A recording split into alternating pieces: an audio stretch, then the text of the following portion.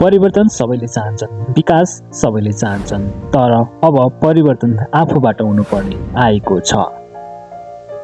35 वर्षसम्म उही पार्टी काङ्ग्रेस, माओवादी र एमालेलाई पटक पटक नेपाली जनताले विश्वास गरे र भोट दिए।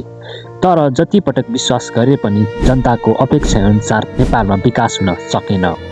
सधैँ हामीले बुढा नेता केपी प्रचण्ड, शेरबहादुर देउवालाई नेपाल सरकारको कुर्सीमा देखिरह्यौँ, हेरिरह्यौँ। उनीहरूबाट हुने भनेको कार्यकर्ताको विकास र कार्यकर्ता तथा आसेपासेलाई बचाउने, ठेक्कापट्टा दिने र तिनीहरूको जिन्दगी मात्र परिवर्तन भयो। त्यसमा त्योभन्दा अरू केही परिवर्तन भएन। 76 जना जेनजीले परिवर्तन चाहँदा ज्यानै गुमाउनु पर्यो। हामी पनि परिवर्तन चाहन्छौँ। हामीले त्यस्तो अब ज्यान गुमाउनु पर्दैन। जस्ट हामीले एउटा भोट परिवर्तन गरौँ।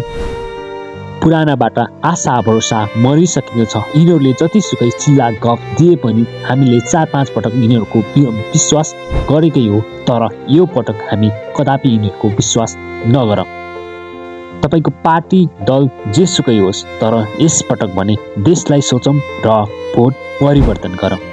जेनजीहरूको मागहरूमध्ये भ्रष्टाचार नियन्त्रण तथा स्थायी सरकार थियो। अहिले संविधान संशोधन गरेर प्रत्यक्ष निर्वाचित कार्यकारी प्रधानमन्त्री राष्ट्रपति बनाउन सम्भव छैन। स्थायी सरकार बनाउनको लागि कुनै पनि एउटा पार्टीले 2/3 बहुमत ल्याउनु पर्ने हुन्छ।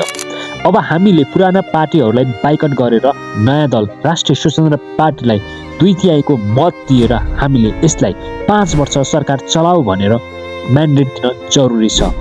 यदि यसले पनि राम्रो काम गरेन भने बेला बेलामा हामीले खबरदारी गर्न पनि सक्छौँ।